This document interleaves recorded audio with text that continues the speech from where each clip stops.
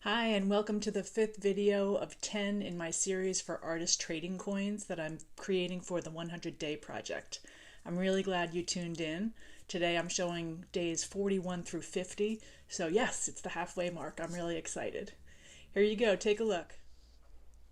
This first one is distress ink with a lot of stamping and stenciling and some heat embossing. And then we have one with paint, a little bit of electrical tape and washi tape.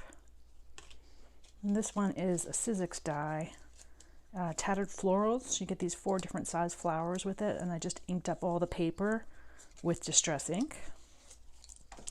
This one is so vibrant. These are distress stains, distress spray stains. They come in a dauber or a spray. I really like the color here. And this is a Sizzix die and a stamp embossed with embossing powder. This one is Dilutions Paints with a little bit of a Sizzix texture folder. Actually, no, this is not a texture folder. This is an actual die that I layered on. And then this is another die, the flower.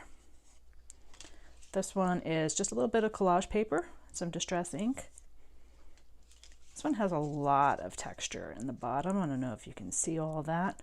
Just a lot of texture paste. I smoothed it on kind of like icing a cake and then let it dry and added these embellishments to it.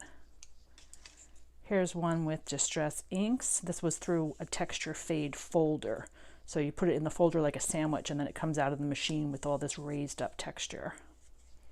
And then this last one is a jelly plate. Again, it's got that unexpected finish. You never really know what you'll get, so you can see the numbers coming through from a prior layer on that print. I really like that.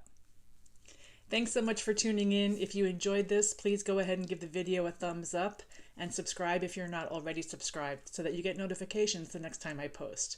Have a great day, and if you want to follow along in real time, you'll find me on Instagram at Marjie Kemper.